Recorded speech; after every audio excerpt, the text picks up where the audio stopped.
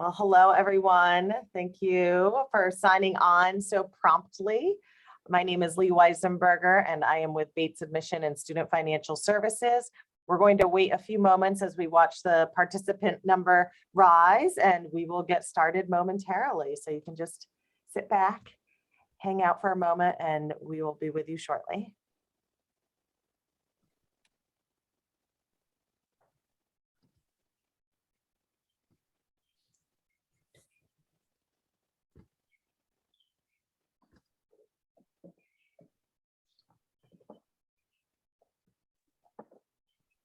Again, welcome. Thanks to everyone who's signing on. We're just going to hang tight for a few moments as we are expecting a full crowd this evening or this morning or this afternoon, depending on where in the world you are.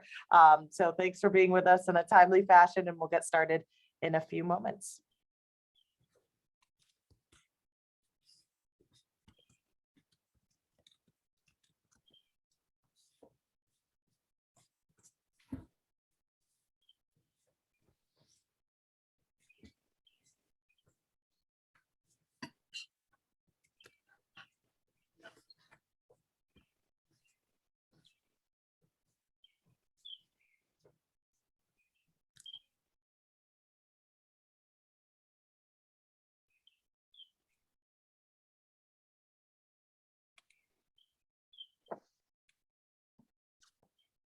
Excellent. Well, I think we are going to get started so as to maximize the full hour that we have together. And I just want to first say a warm welcome.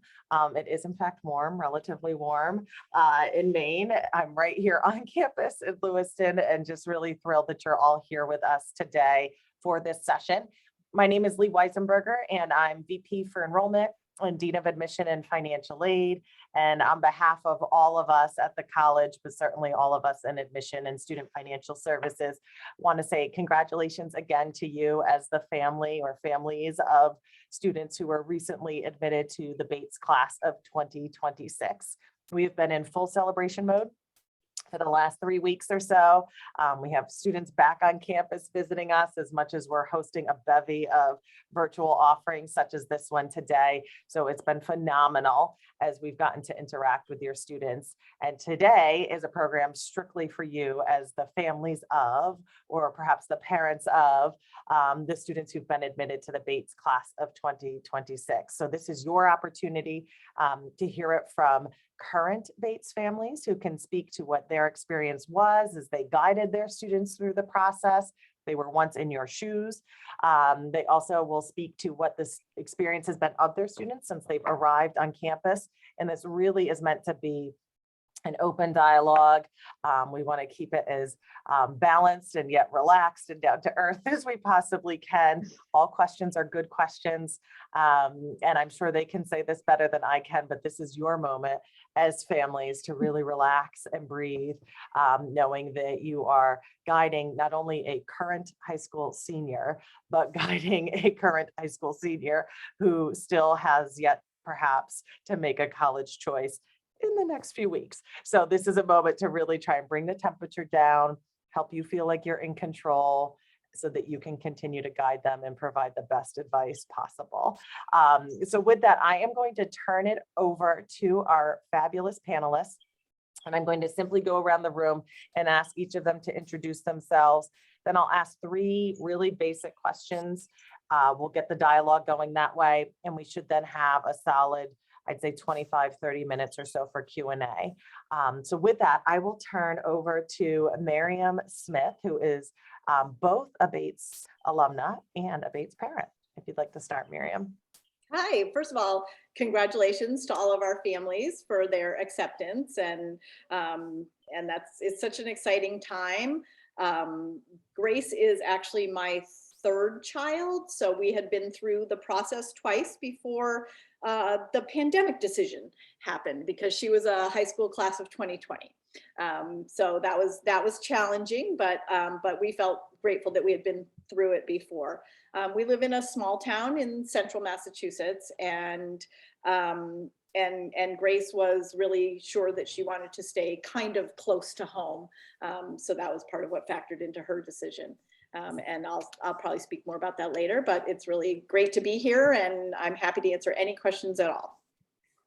Thank you, Miriam. I'll turn to Malini and Yozo next, please.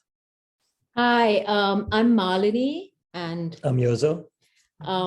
we are in New York City and our daughter Risa is a freshman.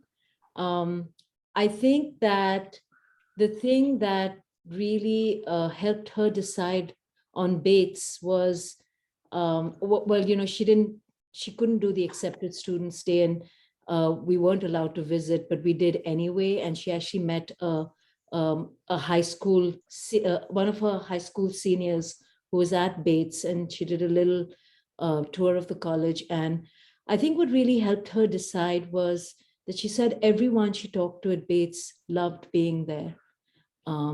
And that was very, very reassuring for her. And, you know, we're going to talk about probably the curriculum, but another thing that she really loved was the short term that they have at Bates, where you get a month in May, where you can just take any class and you can do it on campus. And then you can actually pretty much do it anywhere around the world for a couple of sessions. And she loved that, you know, that extension that she could get to her studies at Bates. So I think those two factors were huge for her in deciding. Thank you. I will turn it to Lisa to introduce yourself. Hi all, I am Lisa Vehe. I'm the parent of a third year, a junior, Elliot. She is in Berlin right now studying abroad. And I remember being where you were so well. We live in Shaker Heights, Ohio, so pretty far away, not as far away as you can be. You'll hear from them in a minute, from Lewiston, but pretty far away. And I want to share two things that were really important to my daughter if she was making a decision. One was really personal. She wanted to go to college in a place where students talked in class all the time.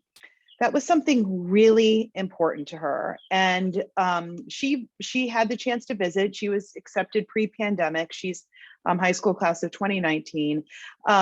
But she also reached out to Bates and asked to talk to students and, you know, was pretty brave about doing cold emailing once she got contact info. And that was one of the most important questions to her. She just really, she'd come out of an IB program and she did not want to do a lot of receiving of info. She wanted a really interactive experience, and that was really important to her. And the second thing that I'll mention that I'm sure is already for everyone who's been accepted, she really wanted a commitment to the out of doors as part of her learning experience, and a robust thinking of that, a valuing of that, not an afterthought of that. So she's a longtime camper, camp counselor, and it felt really important to her that the out of doors, and as we talk more about things like what the orientation trips look like and about the outdoor club, which I'm sure folks will mention, you'll get more of a sense of that. So congratulations, take a deep breath, and thanks for being here tonight to listen and learn more. And please ask good questions, or any questions. As Emily told us, all the questions are good questions. Thank you, Lisa. So George and Judy, if you'd like to introduce yourselves. So good evening, everybody. Congratulations if you've committed or not. We are extraordinarily enthusiastic about Bates. This is my wife, Judy. Our son, Ollie, is a senior, and he's going to be graduating in a little over a month. And we live in Pasadena, California, which is just outside of Los Angeles. So we're a little bit farther west. But wholeheartedly, we cannot tell you how much of an incredible experience Ollie has had at Bates, from the ASOP outdoor program to sort of acclimate him with other friends and students right out the gate. It was an incredible orientation was an incredible experience. He's a dual major in history and studio art. So he's really had a very eclectic and diverse experience. So we're totally available to answer any questions about that. He's loved being in Maine, by the way, being, a born and raised Southern Californian. He surfs, rock climbs, and everything else. So he's really enjoyed that proximity to nature, but also being close to Portland, which is a really fun city, and we've really enjoyed our time there. Excellent. Well, thank you for that. And the first question I have for you all, some of you already alluded to, so it's fine if you want to pass or if there's something else you wish to add to your earlier comments, but I'll turn to Miriam first. And if you can think back to when your daughter first ultimately chose to attend Bates, what was the deciding factor? Or maybe if there were a few things that collectively came together for her. Yeah, I would say there definitely were. And there was something that wasn't. And the something that wasn't was that her father and I are both alums. That was not a factor for her. All three of our children looked at Bates, and the first two were like, "Nah, not for me." And it was definitely on Grace's, list of possibilities. But what I would say is that when we visited, and we were lucky to sneak in a visit before the pandemic, she got such a sense of the friendliness and openness of students. And it wasn't just the people who gave us a tour. It was other people along the sidewalk who said hi to our tour person, or someone who happened to be wearing a Bates golf hat, and Grace is a golfer. And I would say that was the second factor. She was, for 5 years, the only girl on her high school golf team.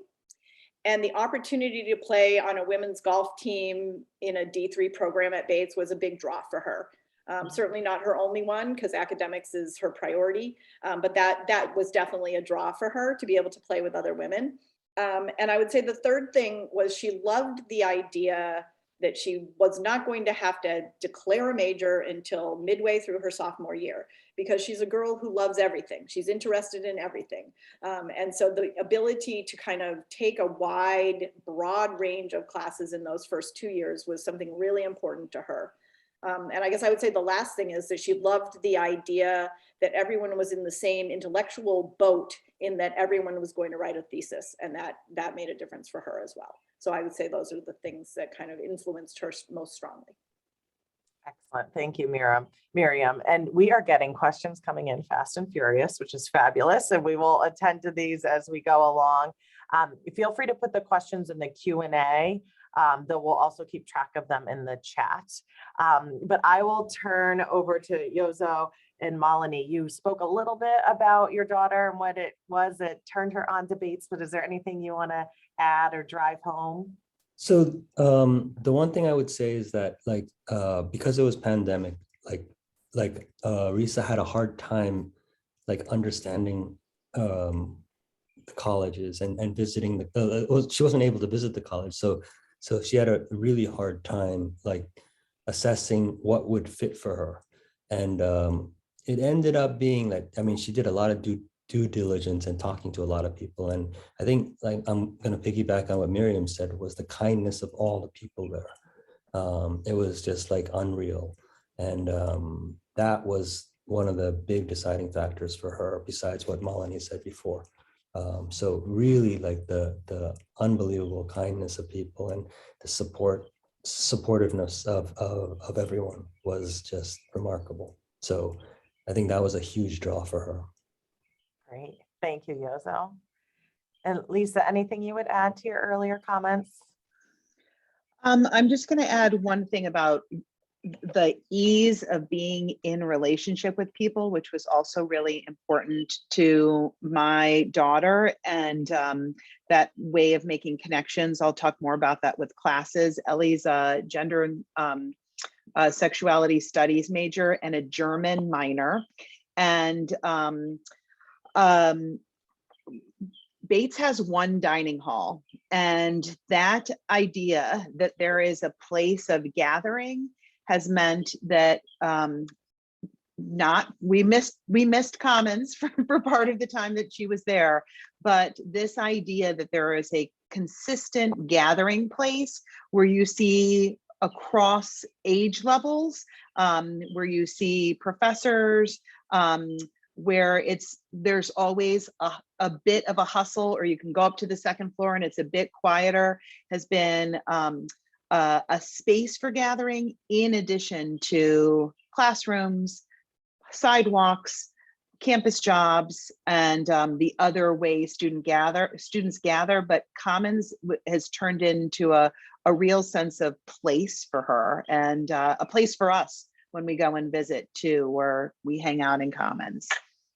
Excellent. And I might just add to that, because one question already came in about Commons. A family asking, is it really and truly unlimited swipes? And I will say yes, and that you're not rationed to 10 meals a week trying to figure out when am I going to have cereal in my dorm room.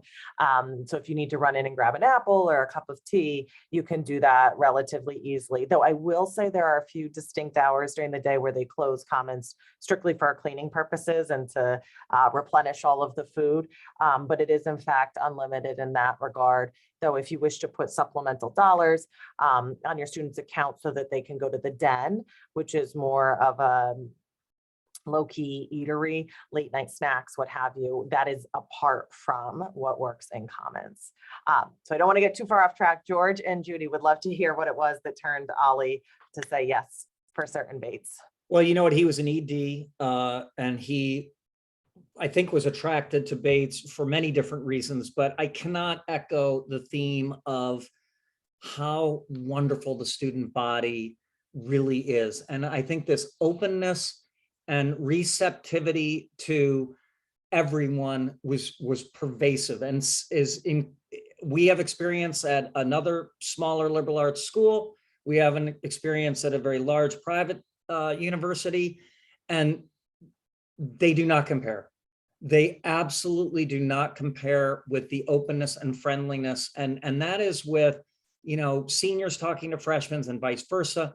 It really is an incredible environment. The other thing that I think Judy and I would love to say is that throughout his career at Bates, he's had so many different experiences. He's played club water polo. He has been a disc jockey for 3 years and is vice president of the radio show. He's had opportunities to meet and interact with professors and have dinner at their house. It has just been such a wonderful, eye-opening experience from an intellectual perspective. You know, he was a good student, but he has come out to be a phenomenal thinker, and a thinker from so many different levels. And we're really proud of him. And we know that Bates has been an incredible contribution to that growth. Good enough? All right. Well, thank you. And maybe because we're with you, George and Judy, there were a couple of questions that came in. One regarding distance, though I think we could even hear this from all families and thinking about, you know, ease of access getting from the city, and I say city, sorry, New York, as much as trying to get from California, or one family from Seattle. So can you speak to transportation? And Lisa, others feel free to chime in. Well, I guess I'd first start out, and then Judy can chime in, is that we found it to be remarkably easy. Yes, there's no direct flights from LA. You either go through Detroit, JFK, or Atlanta, and we fast learned that Atlanta was better because there was a larger plane and there was more reliability. We never had any problems with weather in Maine. It was always JFK or Detroit that seemed to be the hiccups. Well, you can take, well, it depends where you live. I guess there's that one flight to Boston, then you can take the That's bus right. up also, which he does and finds it very easy. Yeah, or friends that he takes a JetBlue flight out of LAX to Boston and then has Gets a ride friends. with friends, yeah, and parents driving their kids, you know, the kids up. They love picking people like that up and having everyone, you know, drive up together and have a fun carpool on the way up. We've had so many generous offers that way. It's you know, super so, easy. yeah. We've really, and I think the other thing that some people get a little startled about is Maine. You know, growing up in Southern California, which has lovely weather. We're very honored to be a part of it, but we were worried, that like he would freeze to death. And he's honestly never, ever said to us, oh my God, the winters are horrible. They've actually been fairly mild and he's loved it. It's been a totally different experience. Thank you. Would others add? I'm thinking about getting to and from New York or Ohio.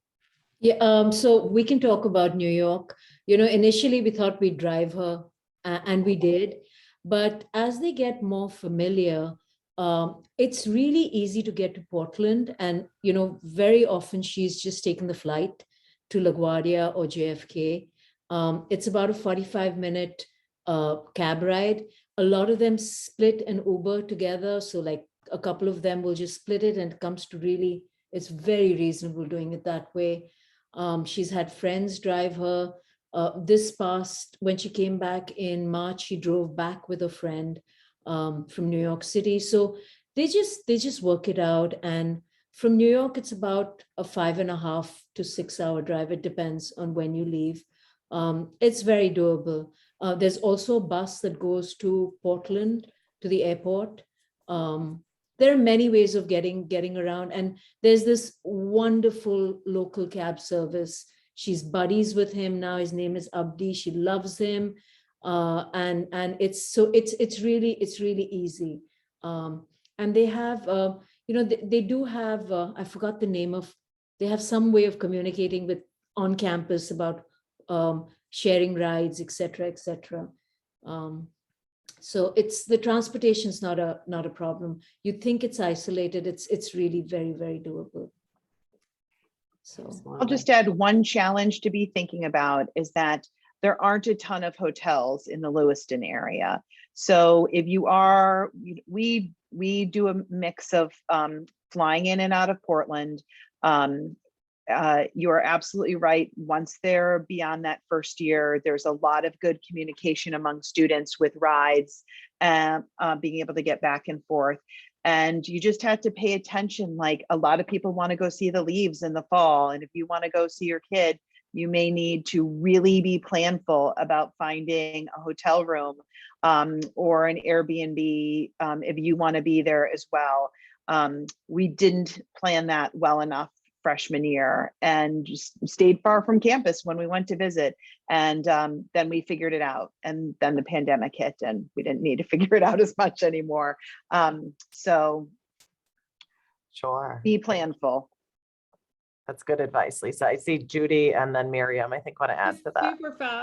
Super fast. I just wanted to add, we've always stayed in Portland. We have our favorite hotel in Portland. We always stay in Portland. It is so easy to get from Portland up to the college and back. He loves to come into Portland, and with us when we're there, we can get to many, many places all over Maine from there. So we've never even stayed in Lewiston. We've always stayed in Portland. It's worked out beautifully. So just. And the restaurants are phenomenal. Yes, And delicious. we like food too much. Delicious in Portland. Go ahead. I would definitely second that. But speaking from a little slightly more local perspective and also from the pandemic experience, because Grace was entering in the fall of 2020, and because Bates is so lovely that they allow students to have cars, Grace has had a car the entire time that she's been at college. And it's been really helpful, not only for her, and also for her sport, because they have to drive 15 minutes to the golf course, but for the exact reasons that you are all speaking about. She regularly schedules with her roommate and with her friends to take them to the airport or to arrange her driving back so that she can pick people up at the airport. It's really such a community kind of an expectation. Like she absolutely expects to drive people to the airport and expects to drive them back to campus or to take them for errands, like especially for first years, like she was in a small house and they were not in commons in that year. So she would take them, to go get groceries, or they would, do Dunkin' Donuts drive-through or whatever. So enough students in their first couple of years do have cars that it does make it even more possible for students to share rides. So. Excellent. Thank you, Miriam, for that. So we continue to have some great questions coming in. So I want to make sure we attend to what's top of mind for folks. And then I can go back to predetermined questions if we need to spice the conversation up a little bit. But really at the top here, and I think this is for families thinking, okay, what's next? And what's next is that drop off. So can you all speak to what the drop off experience was for you? Do you simply drop them off and go? Did you stay around for a little while? And then I can speak to what the college facilitates and encourages. So we can talk about our experience. Drop off was really smooth. We drove up with a car full of stuff. There are students there. So Risa she lives in a dorm called Rand, and she was on the 4th floor. And there were students waiting for us. They carried everything up those stairs, which was amazing. They cheered. Yeah, it was really friendly. It was so smooth. It was such a warm welcome. We did stay for the day through through all the activities that there were for parents, and then we left by the evening. And I think that was good, because then she went off into her life. But it was really smooth. And I mean, for us personally, you can do it different ways, but we didn't want to stay a night, and we just wanted her to kind of start her journey at Bates. But we did come 2 nights ahead of time, and we stayed in Portland, which again is a fantastic little place. And we always stop in Portland. We always go there. So it's really great to be close by to such a great little city. We had pandemic drop off, which I hope none of you have. And I literally never saw where she lived freshman year. We dropped off outside, other people, or she took her stuff up to her room, and that was that. But this year was much more normal, and she's in a dorm, and there were people there just, and so it felt a lot more normal this year. I actually know what her room looks like. So. So, we arrived a couple days early, 2 days earlier, and stayed in Portland. To get acclimated. Yeah. And I think that's Judy's right, to get acclimated. And I think that Ollie's most difficult transition was before we even arrived on campus. We had dinner at this great fish place. Don't do this. Go ahead. Go ahead. No, sorry. No, and then it was the night before, and then he thought he was going to maybe have a breakdown, because it was finally dawning on him that the drop off was in the morning, and we were talking about it all during dinner, and the waitress brought him a dessert, and in chocolate on the plate she wrote, "You've got this," on the plate, and she gave it to him. And so that was our experience. It was our experience in Portland. And then the next day we drove up to campus, and yes, everybody was there and cheered and helped him and us carry everything up, into the dorm. And the RA, the JA came immediately down to greet him and introduce himself, and everybody else on the floor. And we had a big picnic lunch. Everybody picked up lunch. We stayed until the that afternoon reception, and that's when you're supposed to sort of go. And by then I think he'd met a few people, and and he sort of walked away. So that was, it was great. So I will put in the chat again, but also to answer some of the Q&A, so folks have the link to the first year experience, which is all encompassing. So this addresses the drop-off day. It addresses ASAP, so the annual entering student orientation program, which Lisa was great to define earlier. There are a sea of acronyms at Bates College.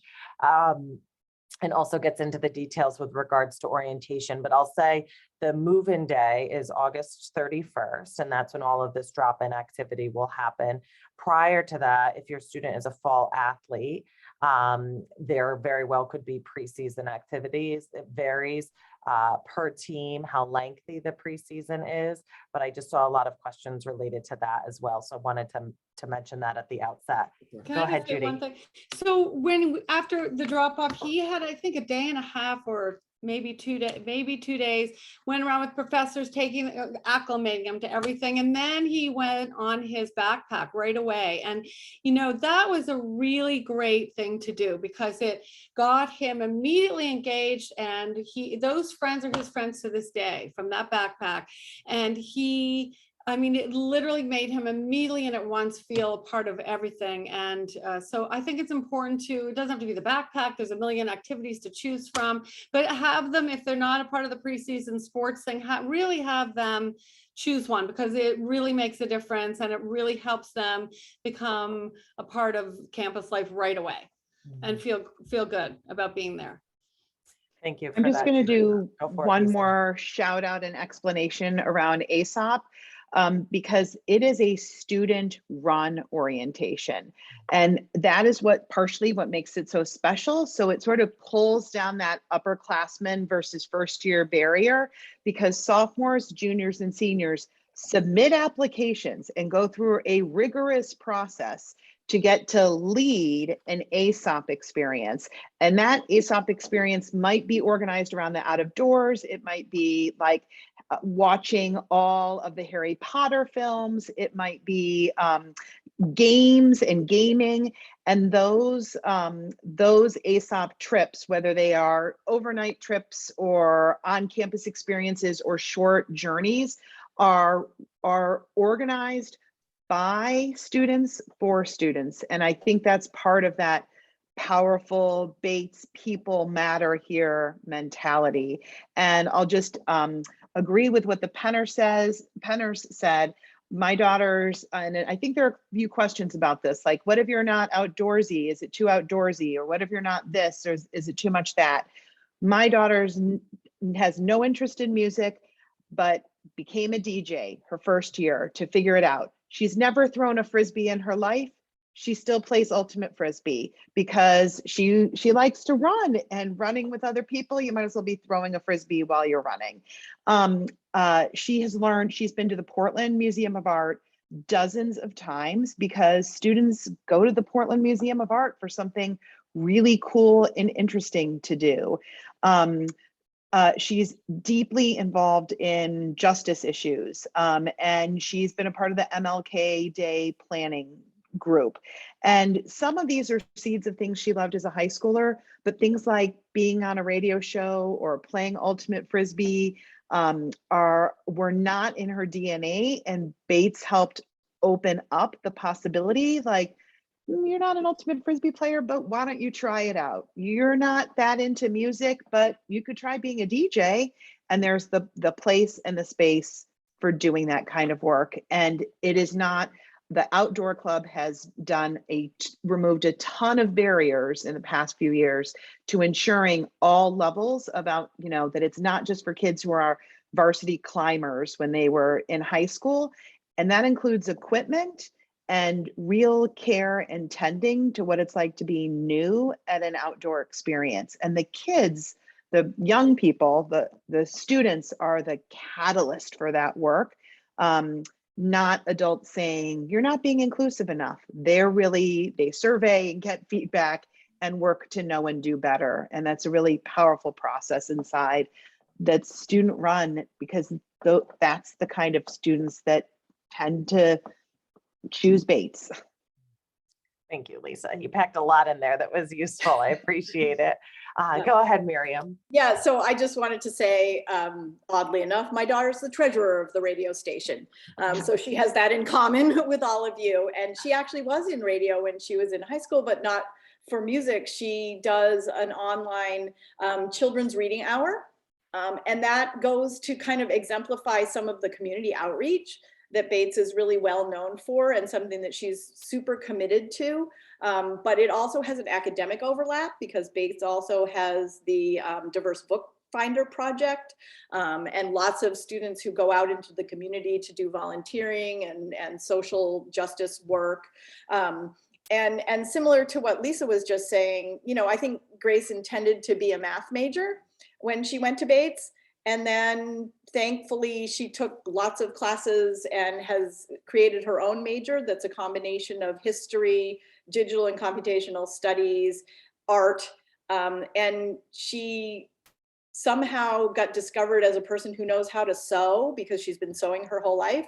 And now she has a job in the costume shop for the theater department. She has no interest in theater, but she knows how to sew. And so there are all these little connections that happen, whether it's through faculty or fellow students or clubs or athletics or the community. And everyone is so welcoming and thoughtful about, you know, oh, you might be interested in doing such and such. So it really is something that happens at every single level at Bates. And I think every student in some way takes advantage of that, whether they become an RA or a JA, or they run an ASOP program. Or they do intramural sports. Like, it's just a place where everyone is welcome to join and think about what they want to do. Thank you for that, Miriam. So we're going to transition. There have been some questions that have come in regarding academic life, intellectual life at Bates. We could go on and on about the onboarding and orientation, and don't want to ignore those questions by any means, but do want to make sure we speak to the classroom experience at the college. So Lisa, we actually have a native of Shaker Heights here, and they have a question, but I think this is helpful for all. So given Bates' small size, which has its clear advantages, though, does it mean that the academic catalog or the course catalog isn't as extensive or as deep as other similarly selective schools? And Lisa, I don't mean to put you on the spot here. You don't need to get into the number of courses offered. I can speak to it from the college level, but just in terms of your students' experiences, all the families, have they felt limited in any way? Feel free to address this however you please. I'll mention a couple things. The first, someone already mentioned, the fact that students get to take a wide variety of courses before confirming a major was also a real draw and an asset for us. My daughter has connected both with tenured professors at Bates, but there's also visiting professors, which means the catalog has variety every year, which has been one of the most exciting things my daughter actually pays attention to who the visiting professors are, so she can see what's being offered that year and only that year from visiting profs, so that she can diversify the things that she's interested in and her access to that.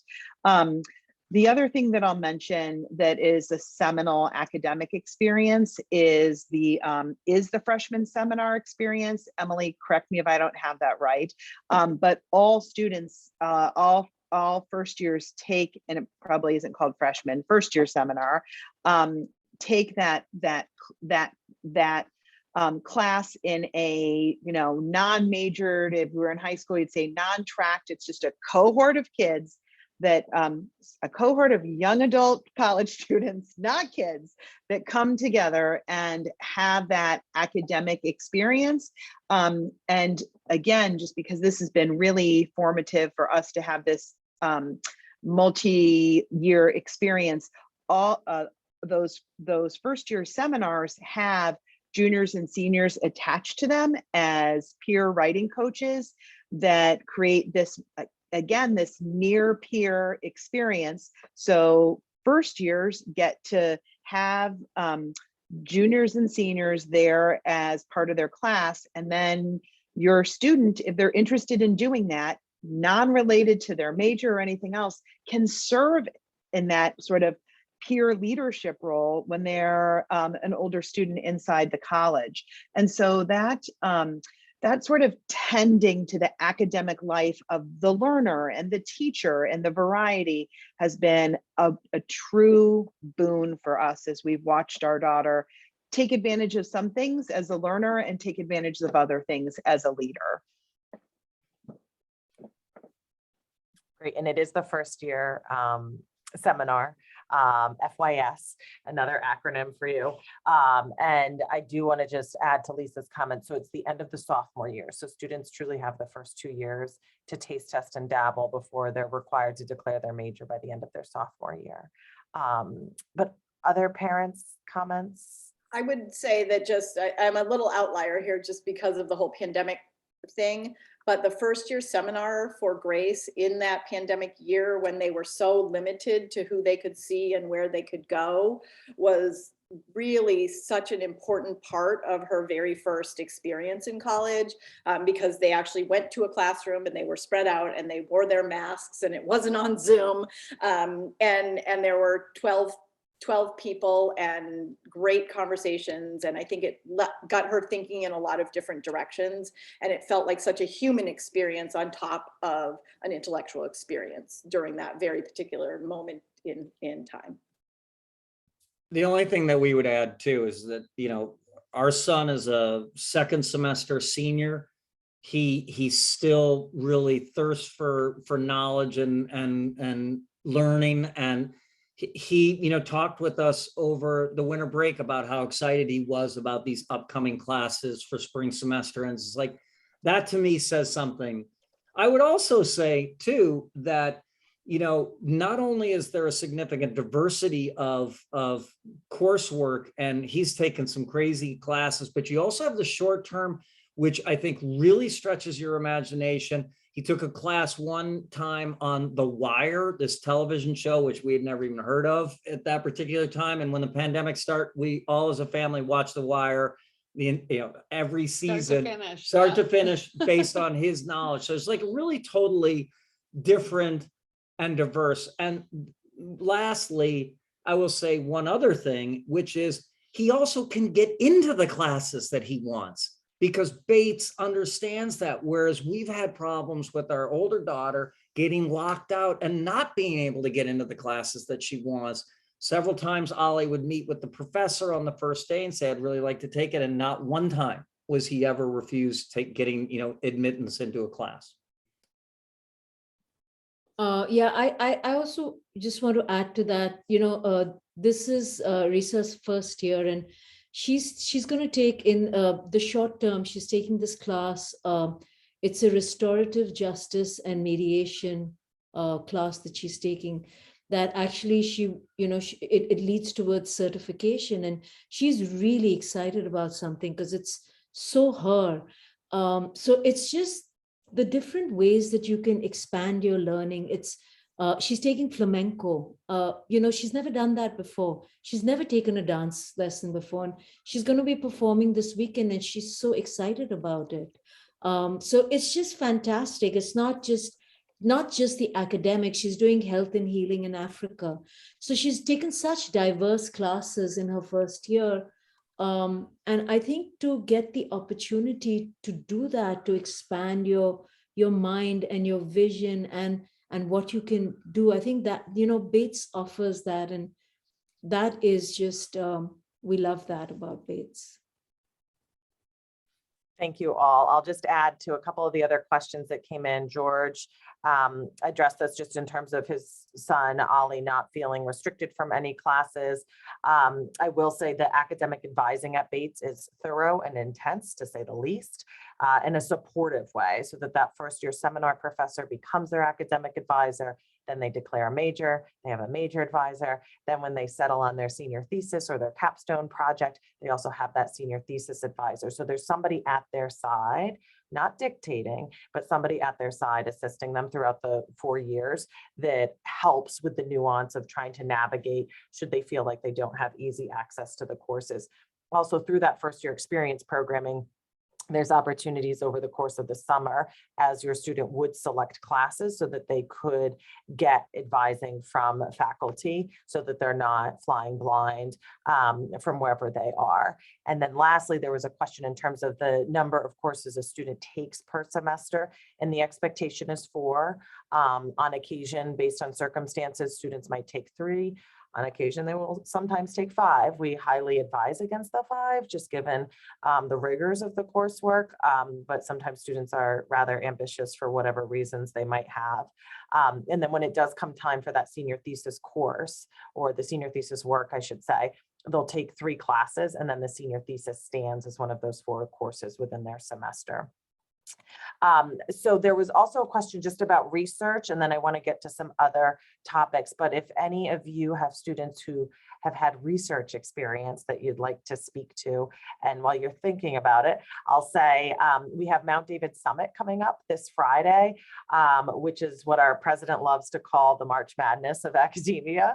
But it is truly a celebratory moment where there are students from as early as their first year all the way through their senior year presenting their own knowledge and their research that they've conducted. So it's pretty remarkable what they're able to showcase. And I think Miriam's now come up with what Grace might Well, be doing I for was going to research. say, outside of her academic interests, Grace last summer did a project looking at, she was working at Old Sturbridge Village, and she did a project looking at women milliners and seamstresses in the 1840s. And she is working just on her own this semester with one of the digital and computational science professors to produce that work and share it at the Mount David Summit. And that's just a very typical example of a kid who has an interest and who finds a professor who might share that interest or be willing to foster that interest. And together they come up with something that then gets presented to the community. And it has nothing to do with a class. It only has to do with her and her interests. And that's I think pretty remarkable that they've sort of figured this all out and found each other. But I think that's pretty typical of what happens at Bates. Any others? And it's My okay. daughter's had an incredible amount of primary source and independent research built into her classes, which I think has been really powerful for her. She's learned how to be a researcher. And again, that's been a new identity for her that was explored at Bates. Emily, you might be able to share more of these details than I can, but she took last semester the revolving class that every semester it looks at the history of enslavement connected to Bates's history. And the students who are in that class, you pick up wherever the last semester ended and continue the research and continue tracking data. And so that sort of, they are contributing to the scholarship of their own interests and university, and not just, and I'm sure their students also contributing to a professor's research grants as well. And so it's been really powerful to see Elliot have that kind of opportunity to be a beginning researcher inside her college experience. Great, thank you. I'm trying to keep up here with all the fabulous questions that are coming in. So just to scroll a little bit, there have been a number of questions about housing, and so I did answer that, but the first year students, just so you know, they fill out a very thorough survey, and then they're assigned in a thoughtful, holistic process that's conducted by our colleagues over in residential life. So that happens the first year, and then the years thereafter, they're able to choose or select their roommate. So we had a question come in if we could speak about political activism at Bates. And I don't know if families feel distanced, and that's okay. No, you know what? I think that no differently than how Ollie has grown as a student and how he has grown intellectually. And I will say that he really was pushed more than I think he expected at Bates. He also, his political and global views have evolved tremendously. He went to a smaller private high school in Pasadena. He's been exposed to so many different things. The pandemic precluded, an opportunity to go to Copenhagen for a semester. But I will tell you that activism is something that he's really cherished and embraced. And some things that we don't even totally agree on, you know what I mean? So it's been exciting that he has fostered a real strong opinion and been able to, back it up with a lot of Confidence. confidence. Yeah, thank you. There you go. My wife. She's better than me. Grace is a Russian minor. And so this most recent period of history has been really interesting and provocative. And she's been extremely grateful for the efforts of Bates faculty to help students understand what the situation is in Russia and Ukraine. And she, I don't know if anybody has seen it, but it's also been shared online. And so I think there's been a fair amount of conversation and activism around what's happening globally right now. And she recently came home and brought with her her TA, who's on a Fulbright here from Russia. And we sat around for a couple of hours and talked with that Russian TA about how she's feeling about, being here and what the situation is in her home country, how she feels about going back in May. And it was a really wonderful conversation. And I know that that's also part of the kind of conversations that happen really, really regularly at Bates. With stakeholders of all kinds, whether it has to do with your sexuality, gender orientation, disability. And I feel like that's just, one tiny example of the way in which it's activism is kind of baked into the day-to-day life and into the courses and into the conversations that students and professors and their Russian TAs have. Another popular major at Bates is rhetoric. And in the rhetoric classes, there is such a deepening of understanding of the politicking of politics and activism. And I just want to add that my daughter's very politically active here at home in Ohio and in Maine. And her coursework has not necessarily reinforced her political views. They've deepened her thinking about why she believes what she believes and why she takes action in the ways that she does. What she understands now when she watches a speech or reads a tweet has been deepened by her understanding of rhetoric, and therefore we've also watched TV shows and movies based on our kids. I know more about rhetoric now than I ever knew with my own fancy master's degree from a top institution. And it's been really helpful also for her to have the kinds of conversations Miriam's talked about with professors who seem very accessible and willing to have deeper ongoing conversations with students about their thinking, about their action, and about the coursework. Excellent. Well, thank you both, or I shouldn't say thank you both, but thank you all for commenting there. I do want to mention that my colleague put in the chat, and hopefully folks are able to keep track. We've had a ton of questions come in. Some we've typed responses to. So if you click to the answered, you can see it there if it wasn't covered live. And I just want to make sure nobody feels as though they have been shortchanged. I will just say there's a couple of questions lingering that are related to athletics. So I'll answer those quickly, and then we'll finish with the parents, leaving you all with a final piece of advice.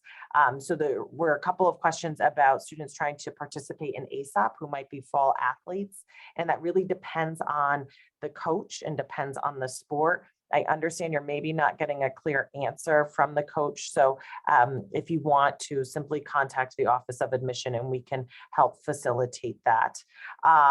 It varies a lot by sport. So, Grace is on the golf team and they have a fall season and they have a spring season, but she was also in the pandemic year. So ASOP was a little different for her. So I think you're going to receive information from the coaches at some point. And students who are older have been through that before, and they might also, if your student is in touch with their teammates already, which happens a lot, they might be able to get information from those students as well. Absolutely. So thank you for that. And there was a clarifying question.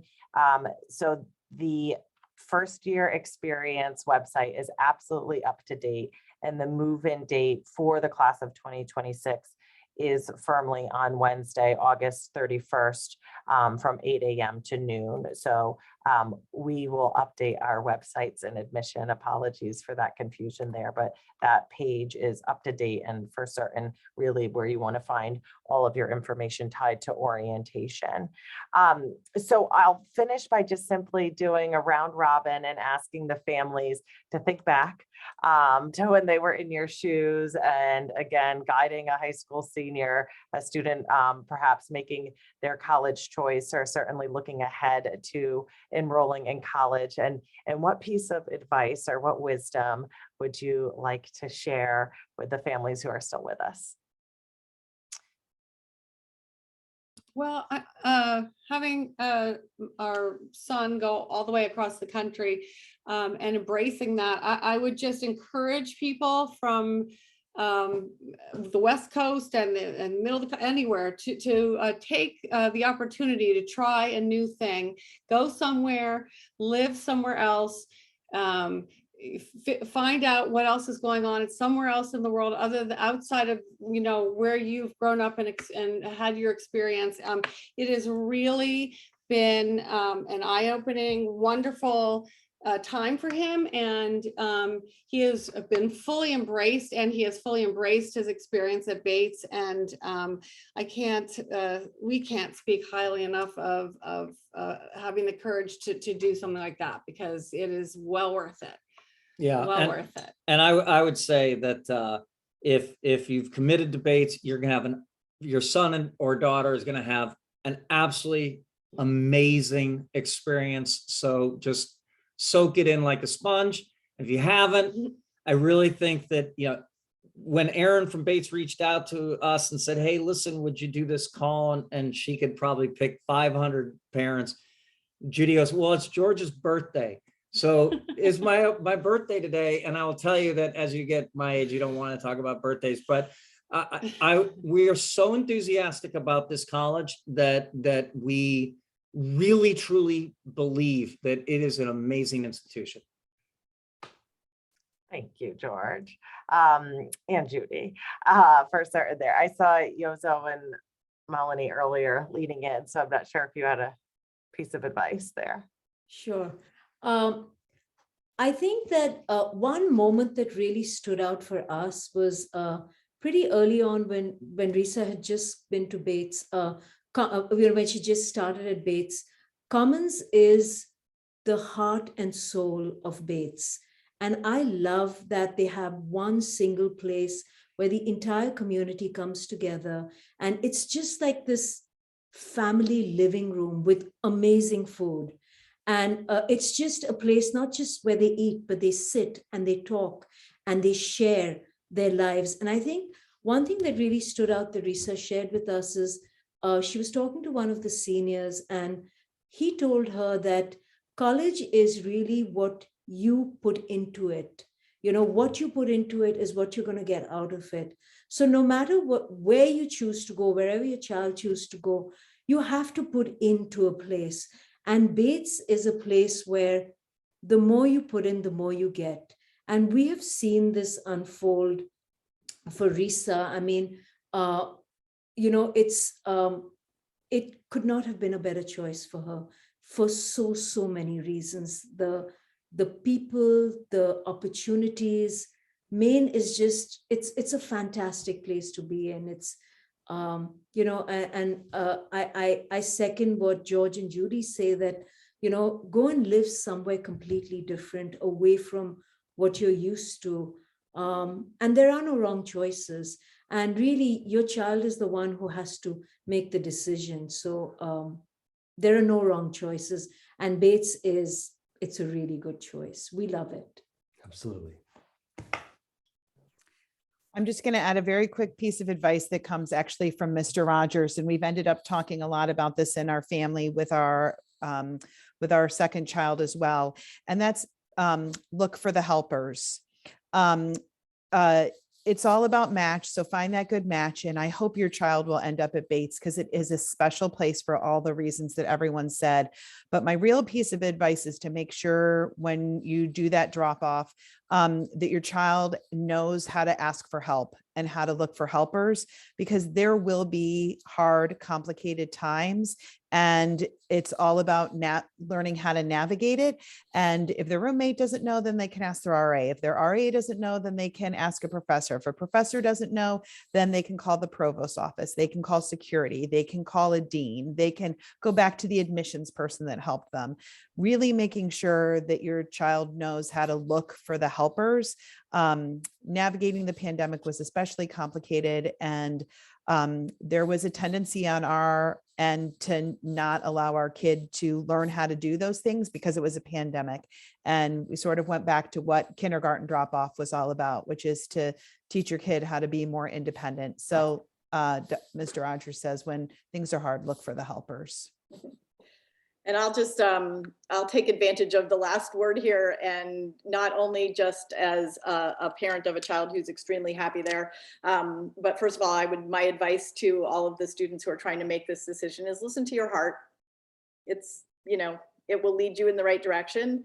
But speaking as a Bates alum, I have to say that the value and benefit of a Bates education is truly a lifelong gift. And I couldn't say enough about my own education at Bates and where it's taken me in my life. And I know that there's an entire network of alumni who are out here who are thinking the best thoughts possible for all of your children, and hoping that they go to Bates and become part of this really big network that's out there. So good luck to you all. A fantastic way to end, Miriam. Thank you. And I really just want to thank all of the current Bates families who took an hour out of their time to share their stories and the stories of their students, but also for the families who hopefully will be joining us as Bates class of 2026 families. Really, thank you for taking an hour to ask your good questions. Hopefully this helps you in feeling confident as you continue to support and guide your student. We are with you, admission and student financial services, certainly through the next 3+ weeks, but well beyond that as you think about making the transition to Lewiston and to Maine for August 31st for certain there. So thank you again, and stay in touch. Your students are hopefully very active on the Den, and you can be very active in the family Facebook group, and always feel free to reach out to us directly in the office. So have a great rest of your day. Happy birthday, George. And thank you all.